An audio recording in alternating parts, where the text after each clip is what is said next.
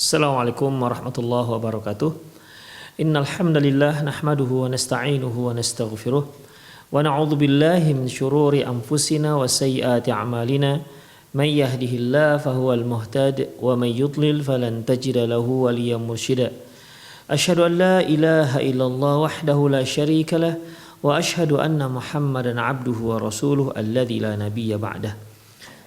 Wa qala Allah subhanahu wa ta'ala ya ayyuhalladzina amanu taqullaha haqqa tuqatih wa la tamutunna illa wa antum muslimun. Wa qala 'azza man qala ya ayyuhalladzina amanu taqullaha wa qulu qawlan sadida yuslih lakum a'malakum wa yaghfir lakum dhunubakum wa man yuti'illaha wa rasulahu faqad faza fawzan 'azima. Ya ayyuhan nasu taqu rabbakumul ladzi khalaqakum min nafsin wahidah wa khalaqa minha zawjaha wa batha minhuma rijalan katsiran wa nisaa wattaqullaha alladzi tasaaluna bihi wal arham innallaha kana 'alaikum raqiba. Amma ba'du, inna astaqal hadithi kitabullah wa khairal hadi hadi Muhammad sallallahu alaihi wasallam wa syarral umur muhdatsatuha wa kullu muhdatsatin bid'ah wa kullu bid'atin dhalalah wa kullu dhalalatin finnar. Kaum muslimin dan kaum muslimat, para pemirsa Rosat TV dimanapun Anda berada, alhamdulillah kembali kita bertemu di sore hari ini dalam kajian kitab, yaitu kitab Fiqhut Tarbiyatil Abna yang ditulis oleh Syekh Mustafa Al-Adawi. Para pemirsa rahimani Allah wa iyyakum, di pelajaran yang lalu telah kita bahas di mana orang tua, baik ibu maupun ayah, ajarkan pada mereka mengenai apa itu iman, ajarkan keimanan, ajarkan keislaman. Yang lalu telah kita pelajari bahwasanya kita harus ajarkan apa itu rukun Islam, apa itu rukun iman, apa itu ihsan. Baik. Intinya bahwasanya kita harus kokohkan keimanan anak-anak kita. Ya. Kita harus tanamkan pada dirinya bahwasanya Allah Subhanahu wa taala itu Maha Esa. Allah itu satu-satunya Tuhan. Satu-satunya yang wajib untuk kita sembah. Tidak ada yang boleh kita sembah selain Allah Subhanahu wa taala. Allah tidak beranak dan Allah juga tidak diperanakkan. Demikian ikhwah. Kemudian kita ajarkan juga kepadanya bahwasanya dosa yang paling besar di muka bumi ini, bahkan yang paling dimurkai Allah Subhanahu wa taala, bahkan apabila orang tersebut tidak sempat tobat dari dosa tersebut, maka Allah Subhanahu wa taala takkan pernah mengampunkannya dan dia akan dibuang ke dalam neraka dan dia kekal selama-lamanya. Dia adalah yaitu dosa syirik. Apakah ada orang mukmin yang melakukan kesyirikan? Banyak ikhwah. Allah sendiri pernah mengatakan Allah menyebutkan dalam surat Yusuf, "Wa ma yu'minu aktsaruhum billahi illa wa hum musyrikun." Tidaklah kebanyakan mereka beriman kepada Allah, tapi mereka juga berbuat syirik. Beriman tapi berbuat syirik. Demikian ikhwah. Ya. Jadi dalam masalah ini ya kita harus ajarkan kepada anak kita. Bukan hanya kita mengajarkan masalah tauhid, tapi juga kita harus ajarkan lawan daripada tauhid, yaitu jauhkan diri dari syirik. Karena kalau kita lihat firman Allah Subhanahu wa taala, wa qadara rabbuka alla ta'budu illa iyyah. Allah telah menetapkan jangan kalian menyembah kecuali hanya kepada Allah Subhanahu wa taala. Demikian ikhwah rahimani Allah wa iyyakum. Baik. Wasyirku a'dhamu dzambin. Syirik merupakan dosa yang terbesar. Dosa besar yang terbesar. Tidak ada dosa yang lebih besar, yang lebih berat melebihi dosa berbuat syirik. Faqad su'ilan Nabi sallallahu alaihi wasallam ayyu dzambin a'dhamu ya Rasulullah. Rasulullah pernah ditanya, ya Rasulullah, dosa apakah yang paling besar? Beliau mengatakan anta ja'ala lillahi niddan wa huwa khalaqaka. Engkau jadikan untuk Allah sekutu. Padahal yang menciptakan engkau itu adalah Allah. Coba perhatikan ikhwah, Rasulullah memberikan satu kalimat. Kamu mensekutukan Allah, padahal Allah yang menciptakan kamu. Kamu menyembah selain Allah, padahal yang kamu sembah selain Allah itu tidak berbuat apapun terhadap dirimu. Tidak menghidupkanmu, tidak mematikanmu, tidak juga memberimu rezeki, tidak juga menjamin rezekimu, tidak juga yang lain-lainnya. Apa yang kamu sembah itu tidak ada pengaruh apapun dalam hidupmu. Semuanya hidupmu tergantung kepada Allah. Allah yang menciptakanmu, Allah yang memberimu rezeki dan menjamin rezekimu. Kemudian mengapa engkau menyembah yang lain selain Allah? Ini satu hal yang mengecewakan. Ibarat kalau bahasa orang Indonesia, air susu dibalas air tuba. Demikian ikhwah. Makanya orang yang mensekutukan Allah itu, mereka adalah orang yang tak bersyukur kepada Allah Subhanahu wa taala. Demikian. Dia seenaknya saja memalingkan peribadatan itu kepada selain Allah. Padahal tidak ada seorang pun yang berhak untuk memalingkan ibadah kecuali hanya kepada Allah. Tidak boleh dia beribadah kepada malaikat, tidak boleh dia beribadah kepada tidak boleh dia tujukan ibadah ini kepada para rasul, kepada siapapun dari makhluk Allah. Dan ini syirik. Dia hanya boleh ditujukan kepada Allah Subhanahu wa taala. U'budullah wa la tusyriku bi syai'a. Sembah Allah, jangan sekutukan dia. Jadi kalau hanya sekedar menyembah Allah, itu belum cukup ikhwah. Harus ditambah dengan jangan kamu sekutukan dia. Dalam ayat yang lain, wajtanibut taghut, jauhilah taghut. Apa yang dikatakan taghut ini adalah sesuatu yang dijadikan Tuhan oleh manusia. Jadi di sini ketika Rasulullah ditanya, ya Rasulullah, dosa apakah yang paling besar, yang paling berat? Beliau mengatakan, engkau mensekutukan Allah. Anta ja'ala lillahi niddan. Kamu mensekutukan Allah. Padahal wahuwa khalaqaka. Padahal dia yang telah menciptakan kamu. Di mana rasa syukur kamu kepada Allah Subhanahu wa taala? Arif auladak bi rabbihim wa annahu khaliqur razzaqul muhyi wal mumit. Beritahukan kepada anak Anda bahwasanya Rabb mereka, Tuhan mereka, Allah Azza wa Jalla adalah Dia yang Maha mencipta, Maha memberi rezeki, Dia yang Maha menghidupkan, dan Dia yang Maha mematikan. Semua yang ada di alam ini, yang mematikannya adalah Allah Subhanahu wa taala.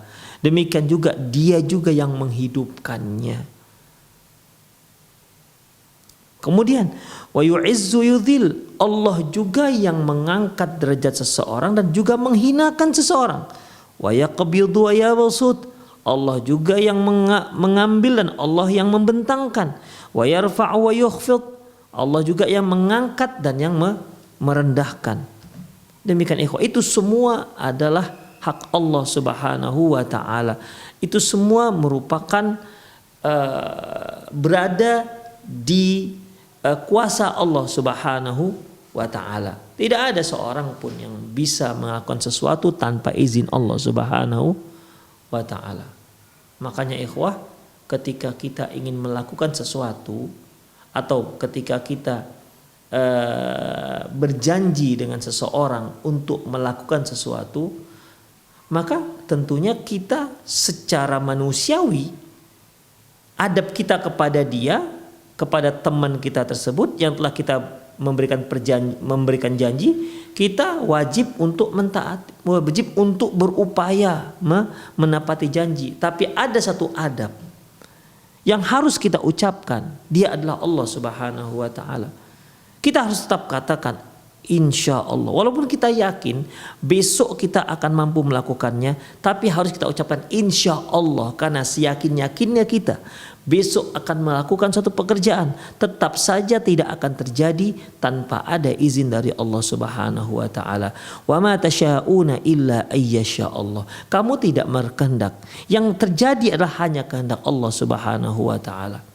Makanya Allah juga mengatakan, fala taqulanna li syai'in inni fa'ilun dzalika ghadan illa ayyasha Allah. Jangan kalian mengatakan besok saya akan melakukan satu pekerjaan illa ayyasha Allah, kecuali kalian mengucapkan insya Allah, jika Allah Subhanahu wa taala menghendakinya. Berarti tindak tanduk kita itu semua adalah kehendak Allah Subhanahu wa taala. Dia yang maha berkuasa atas seluruh alam ini. Makanya sungguh sangat aneh kalau ada orang yang menyembah selain Allah Subhanahu wa taala. Kemana akal mereka? Kemudian, wa'allim auladaka anna ghairallah la yud'a. Ajarkan kepada anakmu bahwasanya tidak boleh berdoa kepada selain Allah. Doa itu hanya ditujukan kepada Allah Subhanahu wa taala, karena doa itu merupakan salah satu daripada jenis ibadah. Semua ibadah tidak boleh kita palingkan kepada selain Allah Subhanahu wa taala. Barang siapa yang memalingkan salah satu jenis ibadah kepada selain Allah, berarti dia telah jatuh pada syirkul akbar, syirik besar. Allah Subhanahu wa taala firman, wa qala rabbukum ud'uni astajib lakum.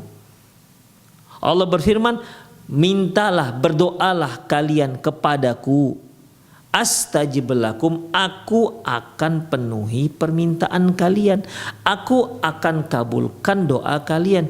Innal ladzina yastakbiruna an ibadati, innal ladzina yastakbiruna an ibadati sayadkhuluna jahannama dakhirin. Mereka yang takabur, tidak mau beribadah kepadaku, para ulama mengatakan ibadah yang dimaksud yaitu doa, karena itu merupakan satu kalimat. Wa qala rabbukum ud'uni astajib lakum innal ladzina ya'buduna min wa astajib lakum innal ladzina yastakbiruna an ibadati sayadkhuluna jahannama dakhirin. Berkata Allah, mintalah, berdoalah kepadaku, aku akan penuhi doa kalian. Sesungguhnya orang yang takabur, tidak mau meminta kepada Allah, tidak mau beribadah kepada Allah, maka dia akan dimasukkan ke dalam neraka jahanam. Di sini ikhwah, ibadah yang dimaksud yaitu yang disebutkan di awal ayat, yaitu wa qala rabbukum ud'uni astajib lakum. Berkata Rabb kalian, mintalah kepadaku. Jadi doa itu merupakan salah satu jenis daripada ibadah yang tidak boleh kita tujukan kepada selain Allah. Barang siapa yang berdoa kepada selain Allah, berdoa kepada manusia yang mungkin dia anggap manusia itu layak untuk didoain, dikarenakan dia meyakini bahwasanya dia punya keramat misalnya, atau penghuni kuburan yang dianggap dia adalah salah seorang daripada wali Allah, kemudian datanglah orang-orang ke sana meminta ke kuburan tersebut, minta dimudahkan jodoh, dimudahkan rezeki dan lain-lainnya, maka ini termasuk syirik besar, tidak dibolehkan. Ajarkan ini kepada anak kita, ya, ajarkan ini kepada anak kita, anna ghairallahi la yud'a, bahwasanya selain Allah tidak boleh didoain. Wa ghairullah la yurja, selain Allah tidak boleh diharapin.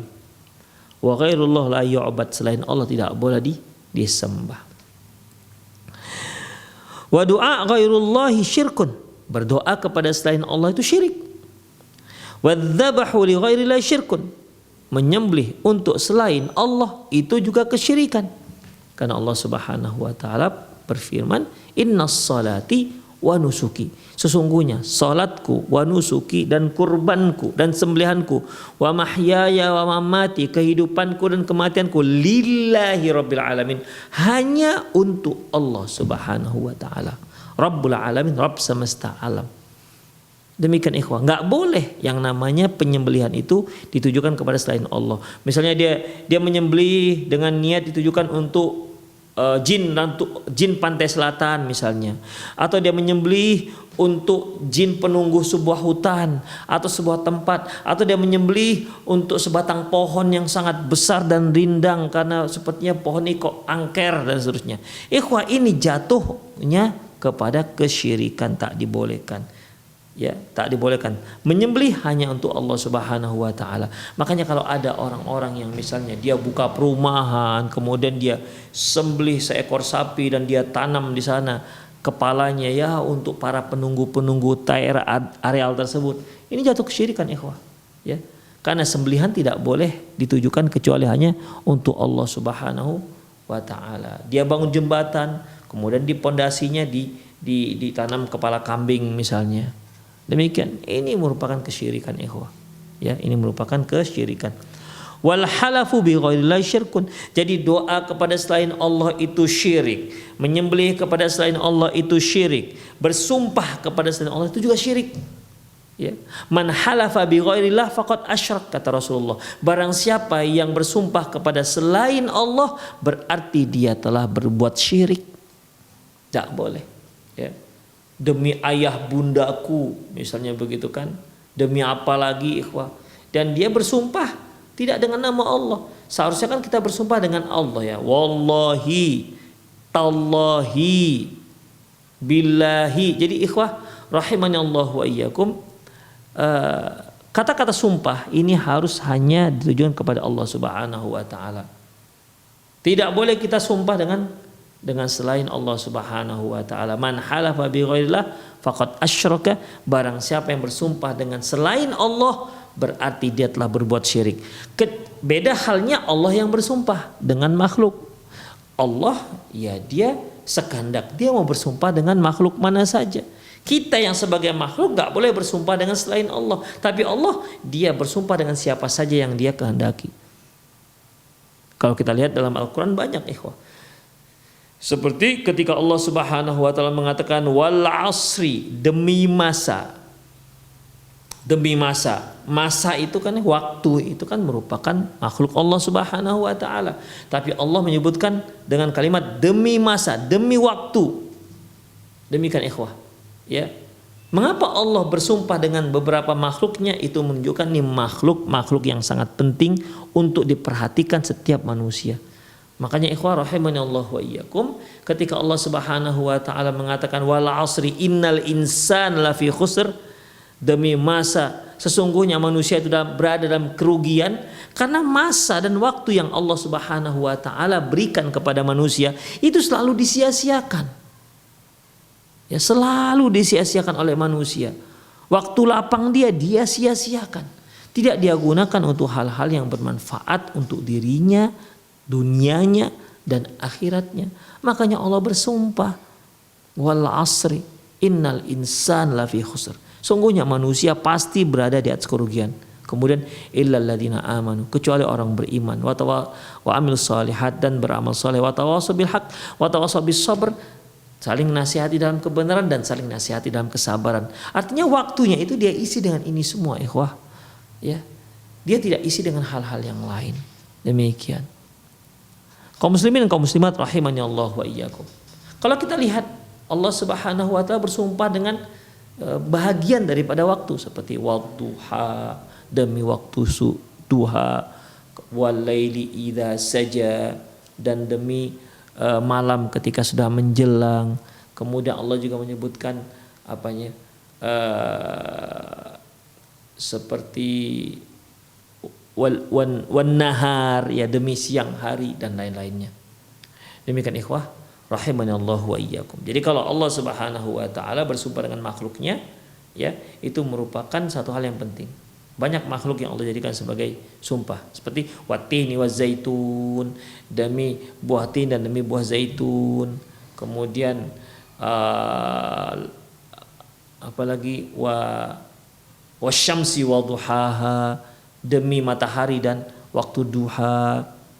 Kemudian wal laili idza yaghsha, demi waktu malam apabila dia telah menjelang. Dan banyak hal, ikhwah, ya. banyak hal. Taib, itu bagi Allah. Tapi bagi kita tidak boleh kita bersumpah kecuali hanya kepada Allah Subhanahu wa taala. Kemudian wat tawafu bi ghairillahi syirkun, dan bi ghairi baitillahi syirkun. Tawaf tapi dilakukan selain Ka'bah itu syirik. Ya. Tawaf untuk selain Ka'bah itu syirik. Artinya di sini dia tawaf itu ikhwah arti dasarnya adalah keliling. Dia keliling tapi niatnya niat ibadah. Dia berjalan keliling, ya, mengelilingi sesuatu, tapi niatnya niat ibadah. Ini hanya boleh ditujukan kepada Ka'bah, tidak boleh kepada yang lainnya. Kecuali kalau dia sekedar muter-muter, lari dia misalnya di sebuah arena stadion misalnya, lari dia 7 kali, ya nggak ada masalah kalau sekedar hanya muter-muter saja. Tapi ingat, tanpa ada niat ibadah. Kalau dia lakukan mengelilingi sesuatu dengan niat ada unsur ibadah di sana, maka dia jatuh kepada perbuatan syirik. Karena tawaf itu tawaf ibadah itu hanya boleh ditujukan kepada Ka'bah, selainnya nggak boleh. Bagaimana kalau tempat-tempat asrama haji yang di sana ada miniatur ataupun ada ada Ka'bah yang sengaja dibuat untuk latihan manasik haji, untuk latihan manasik umroh misalnya, itu bagaimana? Kan dikelilingi juga. Ya, dikelilingi tapi kan mereka tidak berniat, di situ hanya sekedar latihan, tidak ada dalam hati mereka niatnya niat ibadah sebagaimana ibadahnya ketika mereka mengelilingi Ka'bah. Demikian ikhwah. Kalau ada niat itu jatuh kepada kesyirikan. Ya. Demikian ikhwah rahimanallah wa iyyakum. Selanjutnya, wa kadzalika an-nazar li ghairillah. Demikian juga nazar kepada selain Allah, ini juga kesyirikan. Ya, ini juga kesyirikan. Nazar hanya boleh ditujukan kepada Allah Subhanahu wa taala. Kata Rasulullah SAW, "Man nazara liyuti' Allah falyuti'hu." Barang siapa yang bernazar untuk mentaati Allah, maka hendaklah dia taati Allah. Artinya dia laksanakan nazarnya tersebut. Waman nazara ay ya'si Allah fala ya'sih. Apabila dia bernazar untuk mendurhakai Allah, maka jangan dia lakukan. Demikian ikhwah. Jadi intinya memang nazar itu hanya boleh ditujukan kepada Allah Subhanahu wa taala. Wa kama qala ta'ala qul inna salati wa nusuki wa mahyaya wa mamati lillahi rabbil alamin la syarika lahu wa bidzalika umirtu wa ana awwalul muslimin. Katakan ya Muhammad, sesungguhnya salatku, kurbanku, kehidupanku, kematianku lillahi rabbil alamin, hanya milik Allah Rabb semesta alam. La syarikalah, tidak ada satupun yang bersekutu dengan dia. Hanya Allah pemiliknya, tidak ada yang lain yang memiliki. Hanya Allah satu-satunya pemilik alam semesta ini. Hanya Allah satu-satunya yang memiliki kehidupan dan kematianku ini. Yang lain tidak memiliki apapun. Demikian ikhwah. Ya, makanya la syarikalah. Sesungguhnya salatku, kurbanku, kehidupanku, matiku hanya milik Allah, tidak ada satupun yang ikut memilikinya. Begitu. Kemudian wa bidzalika umirtu, untuk itulah aku diperintahkan. Wa ana awwalul muslimin, dan aku adalah orang yang pertama yang Islam. Muslim artinya al-istislam binqiyadi, ya, wa ta'atilillah. Islam itu yaitu kita al-istislam, menyerah untuk tunduk dan patuh hanya kepada Allah Subhanahu wa taala. Makanya orang yang menyerahkan dirinya, menyerahkan kehidupannya hanya untuk Allah, orang ini dikatakan orang yang muslim. Kalau mati ya tidak mau menyerahkan kehidupannya hanya kepada Allah, dia serahkan kehidupannya kepada benda-benda lain, kepada makhluk yang lain, maka orang itu tak dikatakan lagi muslim, tapi orang tersebut dikatakan orang kafir atau musyrik. Karena seorang muslim prinsip hidupnya ikhwah, yaitu dia menyerah. Prinsipnya orang kafir membantah. Makanya setan ataupun iblis itu diusir Allah Subhanahu wa taala dari surga, dan dia sudah dicap menjadi penduduk neraka. Dan tidak ada cerita taubat bagi si iblis. Demikian ikhwah. Kenapa? Dia membantah. Dia membantah satu perintah yang Allah langsung yang menyuruh dia untuk melakukan. Wa idz qulna lil malaikati isjudu li Adam fasajadu illa iblis, ketika kami berkata kepada malaikat sujudlah kepada Adam, semua malaikat sujud kecuali iblis. Aba, dia enggan, wastakbara, dan dia takabur. Demikian ikhwah. Jadi dalam masalah ini ya, dalam masalah ini kita haruslah wa ana awalul muslimin. Aku adalah orang yang pertama yang muslim, yang pertama di garda depan, yang paling menyerahkan diri kepada Allah Subhanahu wa taala tanpa tendeng aling-aling, tanpa ada apapun ya, tanpa ada niat apapun, niatnya hanya serahkan kehidupannya hanya untuk Allah Subhanahu wa taala. Begitulah seorang muslim. Jadi pada dasarnya sebenarnya kalau kita katakan kita tuh muslim, artinya kita adalah orang yang menyerahkan diri kita, kehidupan kita hanya kepada Allah. Itulah sebenarnya yang dikatakan muslim. Ingat, muslim artinya menyerah. Tidak ada dikatakan muslim kalau dia malah banyak membantah. Ingat, muslim itu menyerahkan diri kepada Allah, bukan membantah perintah Allah Subhanahu wa taala. Makanya di akhir ayat wa ana awal muslimin, akulah orang yang pertama ya yang menjadi orang-orang termasuk golongan orang-orang yang menyerah, yang muslim. Al-An'am 162 163.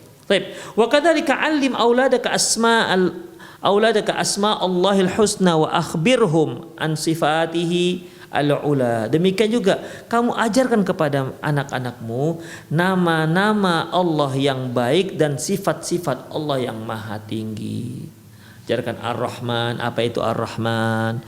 Ajarkan mereka Ar-Rahim, apa itu Ar-Rahim. Ajarkan Al-Muluk, misalnya apa itu dikatakan Al-Muluk. Demikian, karena Allah Subhanahu wa taala memiliki nama dan juga memiliki sifat-sifat. Ajarkan kepada mereka ini semua ikhwah. Ya, jadi ketika misalnya ini, ketika anak kita sedih, mungkin mainannya hilang misalnya, ya kita ajak anak kita supaya serahkan nih kepada Allah Subhanahu wa taala. Demikian, kita ajarkan kepada anak kita bahwasanya Allah itu Maha Penyayang karena Dia adalah Ar-Rahman. Demikian ikhwah, ya. Selanjutnya, ajarkan juga pada mereka itu sifat-sifat Allah yang tinggi.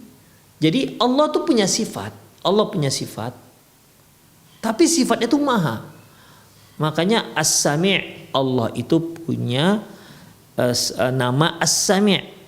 Dalam nama Allah As-Sami' ada sifat yaitu As-Sam'u, mendengar. Ya, ada sifat As-Sam'u yaitu mendengar. Kita ajarkan pada mereka.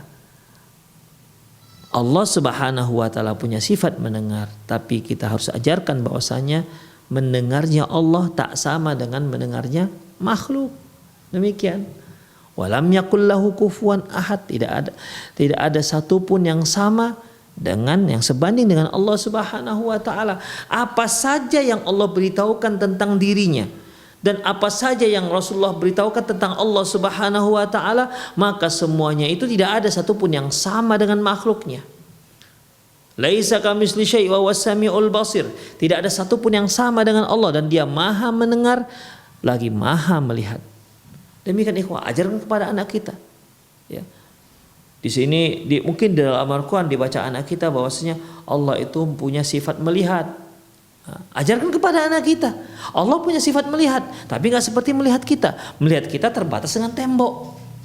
Demikian nih, ikhwah. Tapi penglihatan Allah tak terbatas dengan apapun. Allah mengetahui apa saja yang di muka bumi. Bahkan Allah mengetahui setiap daun yang gugur dari pohonnya. Dan Allah melihat itu semua. Demikian. Jadi Dia maha. Penglihatan Allah itu tanpa batas. Tak ada berbatas sedikit pun. Jadi kita ajarkan dengan mudah, dengan pelan kepada anak kita tentang sifat-sifat Allah Subhanahu wa taala yang maha tinggi. Kullu dzalika wifqu manhaji ahli sunnah wal jamaati min ashabi Rasulullah. Semua itu ajarkan, sesuaikan dengan manhajnya ahli sunnah wal jamaah dari kalangan para sahabat Nabi sallallahu alaihi wasallam. Wa man jaa min ba'dihi minat tabi'in alladziina saru ala nahjihim wattaba'u sabilahum. Dan generasi-generasi yang mengikuti jejak mereka dari kalangan tabi'in dan orang-orang yang berada di atas manhaj mereka dan mengikuti jalur mereka. Demikian ikhwah. Jadi kita ajarkanlah kepada anak kita ini semua supaya tidak salah dalam memahami sifat-sifat Allah Subhanahu wa taala. Wa kadzalika 'allimhum makna qaulu ta'ala, makna qaulihi ta'ala Ar-Rahmanu 'ala arsy istawa. Demikian juga kita ajarkan kepada anak kita makna daripada firman Allah Thaha ayat 5, Ar-Rahmanu 'ala istawa. Ar-Rahman 'ala arsy istawa. Ar-Rahman beristiwa di atas aras. Apa itu irtafa'a wa 'ala? Artinya irtafa' itu tinggi. Wa qaulu ta'ala amintum man fis samai ay yakhsifa bikumul arda fa idza hiya tamur. Ajarkan juga kepada mereka firman Allah yang mengatakan, apakah kalian beriman dengan yang berada di langit? Ay yakhsifa bikumul ard, yang dimana dia akan menenggelamkan bumi. Fa idza hiya tamur, dan dia pun akhirnya bergoncang. Artinya kita ajarkan kepada anak kita, ya Allah itu di atas. Demikian, karena di sini katakan amintum man fis sama. Berimankah kalian dengan yang di langit? Artinya langit itu di atas. Kemudian dalam surat Fatir ayat 10 Allah berfirman, ilaihi yas'adu kalimut thayyib. Kepada Allah lah naik ya kalimat-kalimat yang baik. Naik di sini pasti dari arah bawah menuju atas, itu namanya naik. Kalau dari arah atas menuju ke bawah namanya turun. Ya. Di sini Allah Subhanahu wa taala sendiri mengatakan ilaihi yas'adu kalimut thayyib. Kepada Allah lah terangkatnya kalimat-kalimat yang baik. Berarti Allah itu tempatnya berada di atas, ya. Yaitu di atas arasy. Kemudian wa haditsu tilkal jariyah allati sa'alaha Rasulullah sallallahu alaihi wasallam aina Allah? Qalat fis sama'. Faqala li sayyidiha a'tiqha fa innaha mu'minah. Demikian juga ceritakan kepada anak-anak kita tentang seorang anak perempuan yang ditanya oleh Rasulullah sallallahu alaihi wasallam, "Aina Allah?" Di mana Allah? Anak perempuan ini menjawab, "Allah fis sama." Allah itu di langit. Apa kata Rasulullah kepada tuan si anak perempuan ini? "A'tiqha, udah merdekakan dia, fa innaha mu'minah." Sungguhnya dia itu adalah seorang mukminah. Kisah ini ikhwah rahimanallahu wa iyyakum, ya, berawal dari seorang sahabat yang bernama Muawiyah bin Hakam radhiyallahu anhu, di mana dia memiliki satu orang hamba sahaya yang tugasnya untuk menjaga dan mengembalakan kambing. Suatu hari kambingnya ini dimangsa oleh serigala. Ketika Muawiyah bin Hakam mengetahui hal ini, dia marah, akhirnya ditampar anak perempuan ini. Karena pengembalanya seorang anak perempuan, ditamparnya. Tapi setelah itu dia menyesal dan dia ingin menebus perlakuan ini. Lantas Rasulullah coba panggil anak perempuan itu. Yang Rasulullah tanya apa? Aina Allah? Di mana Allah? Dia mengatakan Allah fis sama, ya Allah di langit. Lantas Rasulullah berkata kepada Muawiyah bin Hakam, a'tiqha fa innaha mu'minah. Bebaskan dia karena dia adalah seorang wanita yang mukminah. Demikian ikhwah. Jadi dalam masalah ini seorang hamba sahaya yang pekerjaannya hanya menjaga kambing, ya kita tahulah menjaga kambing dahulu nggak sama dengan kambing sekarang. Kalau kambing sekarang kan dikandangi, kambing dulu nggak, dia diangon. Kemana kambingnya diangon, diarahkan, di mana tempat banyak rumput diarahkan ke sana. Begitu ikhwah. Berarti kan hamba sahaya perempuan kecil ini kan dia otomatis sangat jarang sekali ikut berada di majelis Rasulullah SAW. Namun begitu pun dalam masalah ini dia tanpa ragu-ragu menjawabnya. Aina Allah? Allah fis sama, jawabnya langsung. Ya, beda dengan orang sekarang ikhwah. Kadang-kadang sudah doktor, bahkan sudah profesor, ketika ditanya di mana Allah, jawabannya belit sana belit sini, nggak jelas. Lihat ini wanita kecil ini, dia gampang dengan polos mengatakan fis sama, di langit, selesai masalahnya. Demikian ikhwah. Itu menunjukkan bahwasanya orang dahulu itu ikhwah, Allah beri taufik, mudah memahami agama Islam. Demikian ikhwah, sampai si pengembalanya, sampai hamba sahaya pun mengerti mengenai tauhid. Demikian ikhwah. Ya. Wasairul mu'taqadati ahli sunnati wal jamaati bi uslubin sahlin muyassarin yafhamul abna wa yataqabbalunahu. Ajarkan seluruh akidah-akidah ahli sunnah wal jamaah kepada anak-anak dengan cara yang paling mudah difahami dan mudah diterima. Jangan kita pakai istilah-istilah bahasa Arab di hadapan anak kita, karena dia belum tentu memahami. Jangan pakai istilah-istilah yang aneh-aneh. Pakailah istilah dan gunakan bahasa mereka ketika menjelaskan hal itu kepada anak-anak. Wa hadithum 'anil malaikah. Sekarang ceritakan kepada mereka tentang malaikat. Wa annal imana bihim wajibun wa tasdiqun biwujudihi lazimun. Bahwasanya iman kepada mereka itu, maksudnya iman kepada para malaikat itu wajib hukumnya, dan mempercayai keberadaan malaikat itu juga hukumnya wajib. Demikian. Barang siapa yang meyakini tidak ada malaikat, maka dia kafir. Bagaimana tidak kafir? Rukun iman yang kedua itu kan beriman dengan para malaikat. Demikian ikhwah rahimanallahu wa iyyakum. Ya, jadi dalam masalah ini kita ajarkan kepada mereka malaikat itu bagaimana, ya. Wa annaha wa la yatahaqqaqul imanu illa bidzalik, dan iman dianggap tidak terwujud kecuali dengan ini, yaitu dengan mempercayai adanya al-malaikah. Bahwasanya malaikat itu adalah merupakan makhluk Allah Subhanahu wa taala. Wa anna haula'il malaikati 'abdun ibadun mukarramun, dan bahwasanya mereka para malaikat adalah hamba-hamba Allah yang mulia. Yusabbihuna al-laila wan nahar la yaftarun. Malaikat-malaikat ini bertasbih kepada Allah siang dan malam, la yaftarun, tak pernah ada merasa capek. Begitulah ikhwatu malaikat. Kalau Allah Subhanahu wa taala ciptakan dia untuk bertasbih, itu bertasbih terus, tidak ada henti-hentinya. La yaftarun, yusabbihun lahu bil laili wan nahar la yaftarun. Di mana malaikat ini bertasbih pada malam dan siang hari, la yaftarun, tidak pernah malaikat itu bosan, capek, nggak pernah. Kemudian la yastakbiruna an taatillahi wala an ibadatihi. Malaikat ini juga tidak pernah merasa hebat, takabur, sehingga tidak mau mentaati Allah dan juga tidak mau beribadah hanya kepada Allah. Bal hum min khasyatihi musyfiqun. Bahkan seharusnya mereka dan malaikat itu merupakan makhluk-makhluk yang takut kepada Allah Subhanahu wa taala. Demikian ikhwah. Wa annahum khuliqu minan nur, dan sesungguhnya malaikat itu diciptakan dari api, dari cahaya.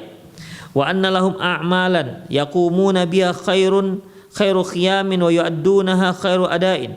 Dan sesungguhnya malaikat itu diciptakan dari api, dan mereka memiliki tugas-tugas yang mereka kerjakan dengan sangat baik dan apik. Faminhum man hamalatul arsh, di antara mereka ada yang bertugas memanggul arasy. Wa minhum murrusul wasufara bainallahi wal anbiya wa anbiya'ihi. Di antara mereka juga ada yang merupakan rasul, yaitu utusan Allah antara Allah, dan ada juga yang Allah Subhanahu wa taala tugaskan malaikat ini sebagai perantara antara Allah dan rasulnya. Wa minhum man hafadhata wal katabata alladziina yusajjiluna a'malal ibadi wa yaktubunaha wa yahsunaha. Yaitu di antara mereka juga ada tugas mereka itu hafadhah, menjaga manusia, menulis semua amalan para hamba, ditulis semua, yahsuha, dan mereka hitung mereka hitung semuanya. Itulah ikhwat catatan amalan seorang hamba. Demikian ikhwah. Allah Subhanahu wa taala menyebutkan surat Al-Kahfi, ya, wa wudi'al kitab, maka diletakkanlah kitab amalan. Wa wudi'al kitabu fataral mujrimina musyfiqina mimma fihi wa yaquluna wa ya wailatana ma li hadzal kitab. Kamu lihat orang-orang mujrim, para penjahat tak mentaati Allah Subhanahu wa taala. Mereka mengatakan, ya wailatana mali hadzal kitab. Ini kitab macam apa ini? La yughadiru saghiratan wala kabiratan illa ahsaha. Tidak ditinggalkan di kitab ini baik yang kecil apalagi yang besar. Illa ahsaha, kecuali dihitung oleh si malaikat. Demikian ikhwah. Jadi dalam masalah ini, malaikat itu ada yang menjaga manusia, ada yang menulis amalan dan ibadah manusia dan menghitung-hitungnya. Wa minhum malakul maut, di antara mereka ada yaitu malaikat maut, alladzi yaqbidul arwaha indama yantahi ajalul abdi, yaitu malaikat yang mencabut nyawa ketika habislah ajal seorang anak manusia. Demikian ikhwah. Jadi dalam masalah ini bahwasanya kita ajarkan kepada anak-anak bahwasanya malaikat pencabut nyawa itu malaikat maut. Nah, demikian ikhwah. Sedikit di sini saya beritahukan bahwasanya mungkin dari kecil pernah kita mendengar bahwasanya malaikat pencabut nyawa adalah malaikat Israel, ya kan? Israel. Perlu kita ketahui bahwasanya malaikat Israel dengan nama malaikat pencabut nyawa dengan nama Israel, ya, tidak ada tercantum dalam hadis yang sahih. Jadi yang sahih bahwasanya malaikat maut. Apa tugas malaikat maut? Yaitu untuk mencabut nyawa. Kemudian wa minhum malakul jabal wa malakus sihab, di antaranya juga ada malaikat gunung dan ada malaikat sihab, yaitu malaikat yang yang mengatur urusan awan. Wa minhumul ladzina yahdurunal majalisadzikr, di antara mereka ada yang malaikat yang hadir di majelis ta'lim, wa majalisil ilm, dan majelis ilmu, wa kadzalika yashhaduna as-salata wal juma'. Demikian juga malaikat juga ada yang bertugasnya ikut sholat Jumat dan juga ikut melaksanakan sholawat, menjadi saksi terhadap orang yang melaksanakan sholat, dan di antara malaikat itu ada yang ikut melaksanakan sholat dan melaksanakan sholat Jumat. Wa yu'ayyiduna ahlal imani 'indal qital, juga ada malaikat yang khusus untuk membantu kaum muslimin ketika mereka sedang bertempur. Kemudian wa bi'idznillah wa yatma'innuna ahlul imani wa yastabshiruna 'indal mamat, dan sekaligus dia menenangkan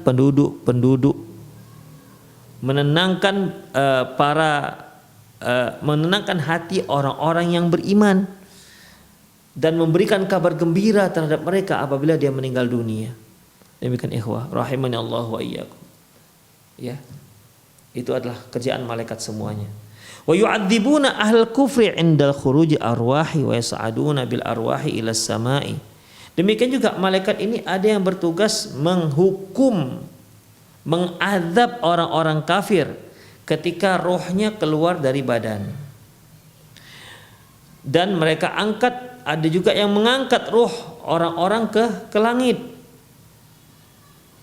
Was'aluna al-'abdi fil qabr, ada juga yang tugasnya khusus untuk menanyakan pertanyaan kepada hamba-hamba Allah yang sudah meninggal dunia dalam kuburannya. Wastaghfiruna kadzalika lilladzina amanu wa yad'una lahum yadkhulul jannah. Demikian juga ada malaikat-malaikat yang memohonkan ampun untuk orang-orang yang beriman dan berdoa kepada mereka semoga mereka masuk surga.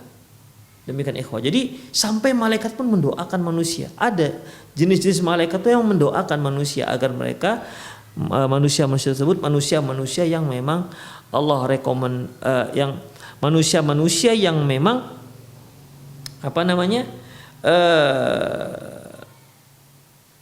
yang layak masuk ke dalam surga. Jadi malaikat itu mohonkan ampun untuk orang-orang yang memang beriman, dan mereka juga berdoa kepada Allah agar memasukkan orang-orang kaum muslimin ke dalam surganya. Wa anna minhum khazanatul jannah wa minhum khazanatun nar, di antara mereka wa anna minhum khazanatan jannati wa minhum khazanatan nar, di antara mereka ada yang bertugas sebagai penjaga surga dan yang bertugas sebagai penjaga neraka. wa anna khazanatan nari ulaika ghiladun syidadun la ya'sunallaha ma amarahum wa yaf'aluna ma yu'marun. Dan penjaga neraka itu dan malaikat penjaga neraka adalah malaikat yang sangat kasar dan keras, ya. Namun begitupun mereka tidak pernah mendurhakai apa yang Allah perintahkan kepada mereka. Wa yaf'aluna ma yu'marun, dan mereka tetap senantiasa melaksanakan apa yang diperintahkan. Demikian. Wa annal malaikah la tadkhulu baitan fihi kalbun wa suratun. Dan kabarkan juga kepada anak kita bahwasanya malaikat tidak akan masuk ke dalam rumah yang ada anjingnya, ya, yang ada anjingnya, wala surah, dan juga yang ada gambar-gambar makhluknya.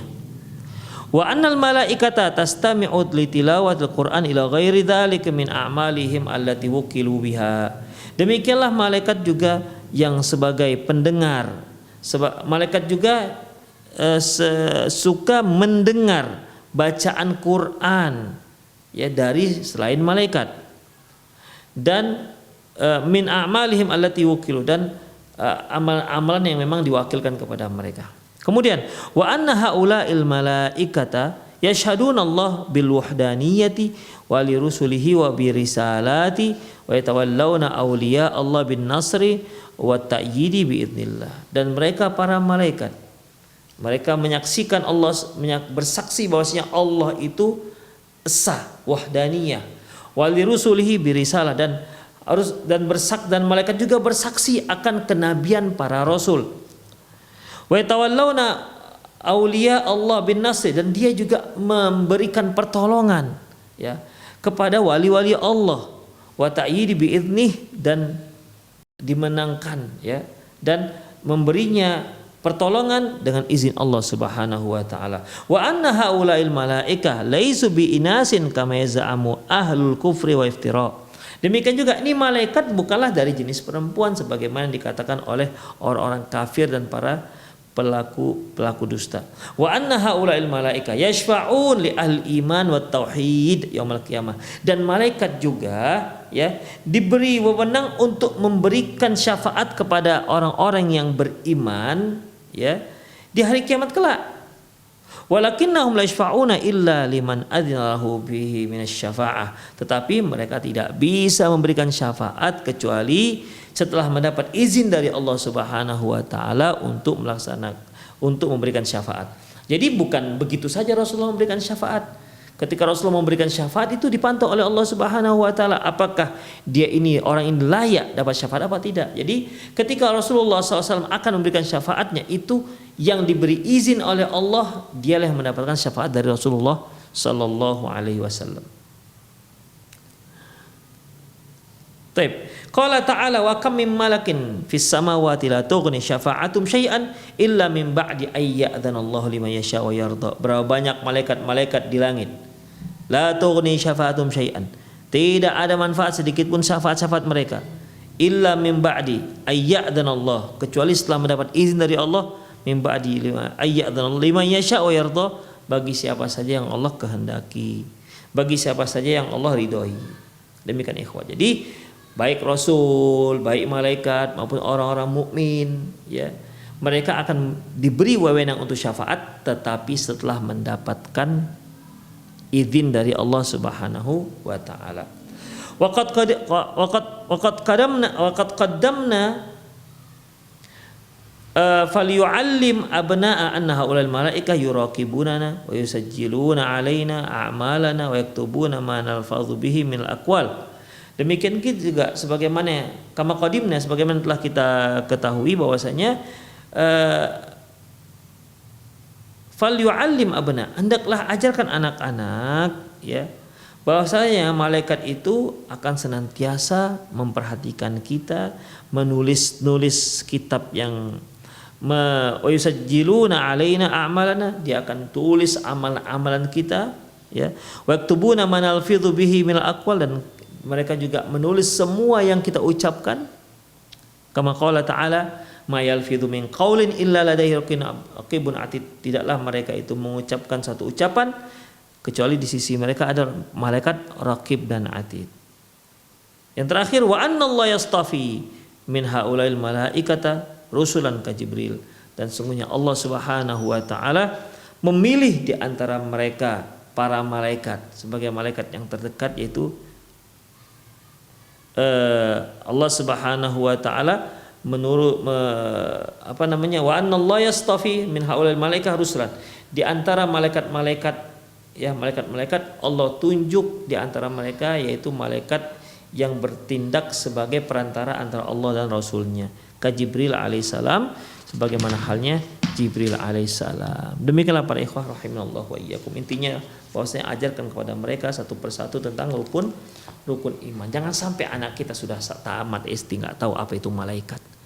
Jangan sampai anak kita sudah tamat SD, akidah yang dasar pun tak tahu. Demikian, ini sangat berbahaya ikhwah. Oleh karena itu, ajarkan kepada anak kita tauhid dan ajarkan kepada anak kita jangan sampai dia jatuh kepada perbuatan syirik. Demikian, berikan dia contoh-contohnya agar dia bisa menerapkan ilmunya dalam kehidupannya. Demikianlah ikhwah rahimanallah wa iyyakum. Semoga kajian pada sore hari ini bermanfaat. Dan bagi para pemirsa yang ingin bertanya, silakan Anda bisa kirim, ya. Anda bisa kirimkan pertanyaan ke nomor yang sudah ada tertera di pesawat televisi Anda. Ya, nomornya yaitu 0812 12 12 8834. Masya Allah, nomor bagus. 08 12 12 08 12 12 12 8834. Demikian. Juga boleh kirim chat ke sana, chattingan ke sana, pertanyaan berupa chat, atau Anda juga boleh langsung kirim ke nomor saya di 0895 6113 27778. 0895 6113 27778.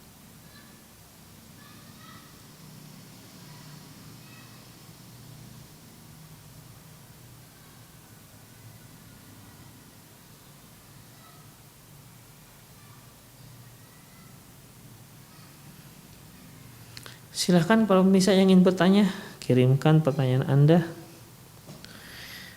ke nomor yang sudah ada tertera di pesawat televisi Anda, atau langsung ke nomor saya ini di 0895 6113 27778. Baiklah, sepertinya tidak ada pertanyaan. Ya, semoga Allah Subhanahu wa taala memberikan kita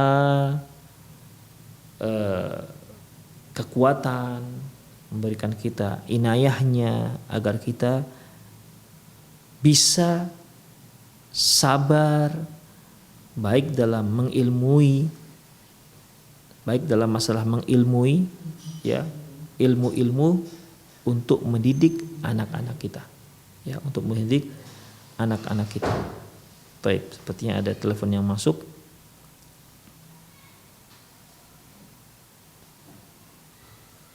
Halo.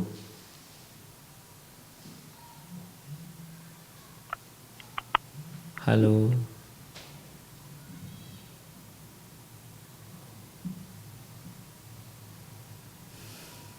Halo.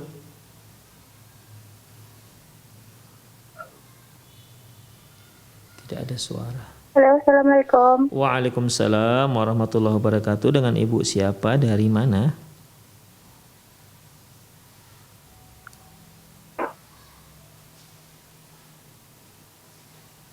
Suara ibu tidak terdengar.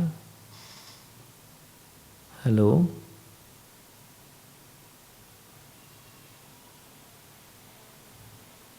Ibu Ina di Kota Guntung. Ya, silakan Ibu Ina di Kota Guntung. Ada pertanyaan yang harus diajukan?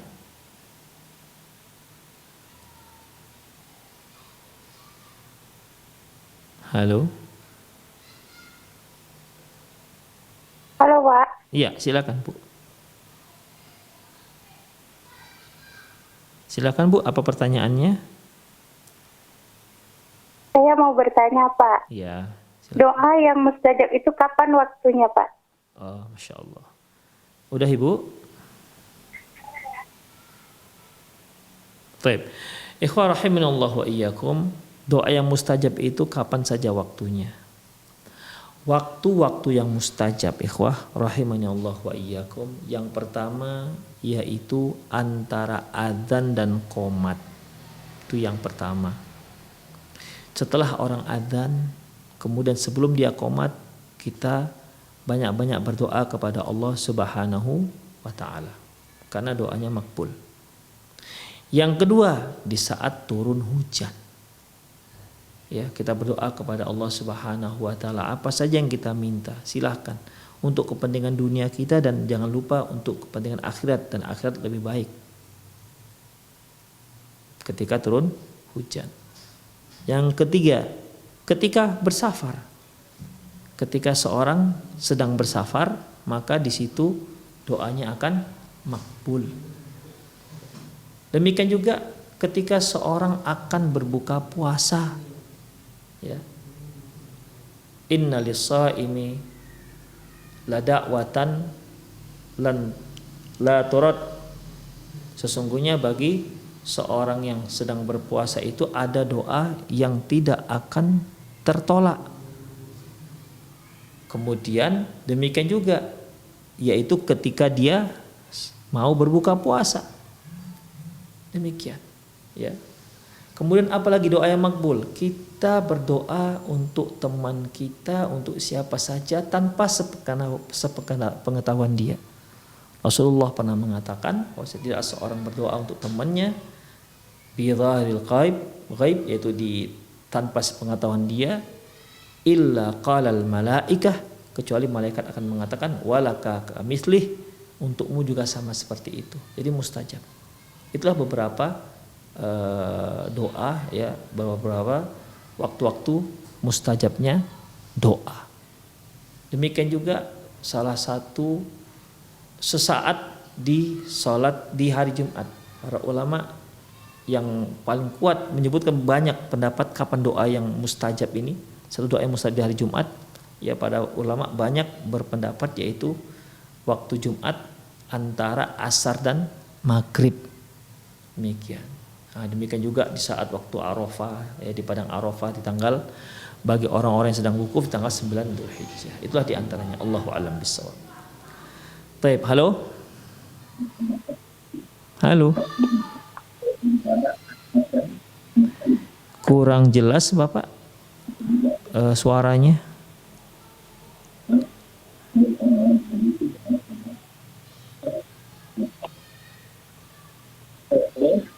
Halo? Halo?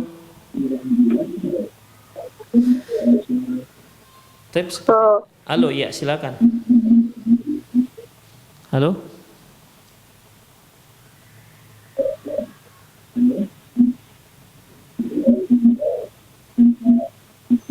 Halo.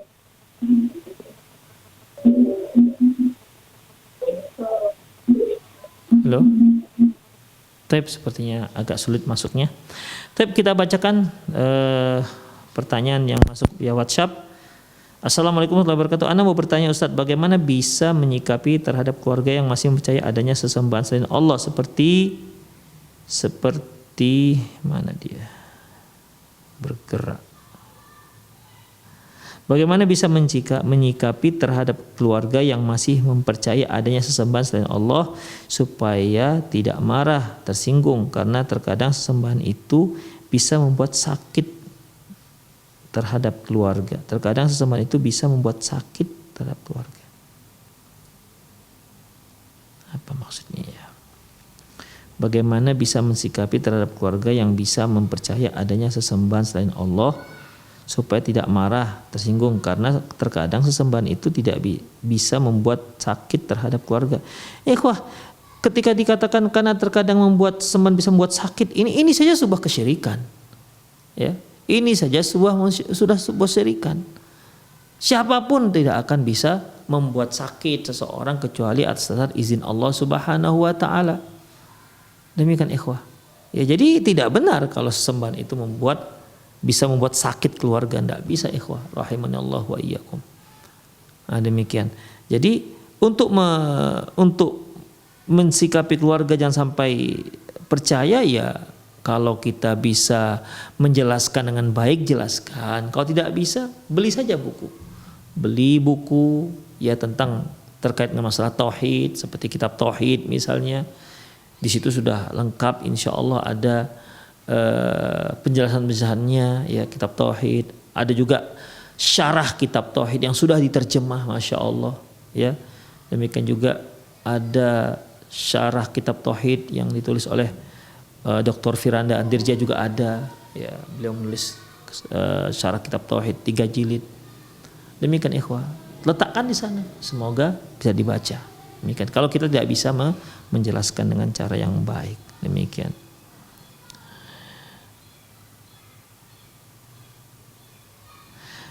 Bismillah, afwan Ustaz, sedekah yang terbaik dan besar pahalanya apakah benar ke keluarga duluan? Syukran. Ikhwah rahimanallahu wa iyyakum ya. Rasulullah sallallahu alaihi wasallam menganjurkan kita untuk bersedekah, dan memang yang paling berhak untuk mendapatkan sedekah kita adalah kerabat-kerabat terdekat kita. Allah Subhanahu wa ta'ala firman, wa ulul arhami ba'dhum aula bi ba'dhin fi kitabillah. Dan orang-orang yang punya hubungan rahim itu lebih utama ya dalam yang telah ditetapkan oleh Allah Subhanahu wa taala dalam kitabullah. Ya. Dan Rasulullah sallallahu alaihi wasallam sendiri mengatakan bersedekah ke kerabat itu memiliki 2 pahala. Pahala sedekah dan pahala menyambung silaturahmi. Demikian ikhwah rahimanallah. Assalamualaikum Ustaz, saya malas ikut sholat maghrib di masjid dekat rumah karena jamaah anak-anak lebih banyak daripada jamaah dewasa dan anak-anak berisik sekali. Dan orang tuanya menyatakan namanya juga anak-anak. Jangan malas ikhwah, ya jangan malas. Keliru kalau malas. Jadi bagaimana? Dimusyawarahkan bersama orang-orang tua bagaimana cara menertibkan anak. Begitu, ya. Begitu caranya. Jangan kita yang mundur. Kita disyariatkan untuk sholat ke masjid, anak-anak kan tidak. Tapi anak-anak mungkin dia sayang dengan masjid, cinta dengan masjid. Dilihatnya kawan-kawannya ke masjid, dia pun ikut ke masjid. Maka kita sebagai orang dewasa hendaklah buat tim untuk mengatur sholat anak-anak. Demikian ikhwah. Ya. Anak-anak itu ribut dikarenakan nggak ada yang atur, nggak ada yang jaga mereka. Insya Allah kalau ada yang ngatur dan menjaga, insya Allah mereka akan tertib, insya Allah. Tapi itu saja kajian kita pada sore hari ini. Tapi ada satu lagi. Apakah doa khusus untuk menyapih melepaskan ASI anak yang sudah berusia 2 tahun? Allahu a'lam bishawab, tidak ada doa khusus. Ya, Allahu a'lam. Tidak ada doa khusus, tapi ibu doa saja dengan bahasa Indonesia, mohon kepada Allah supaya Allah Subhanahu wa taala memudahkan ibu untuk menyapih anak setelah 2 tahun. Karena memang ikhwah, anak yang biasa disusu oleh ibunya, biasa mengkonsumsi ASI, kemudian disapih memang bukan satu hal yang mudah. Ya, bukan satu hal yang mudah.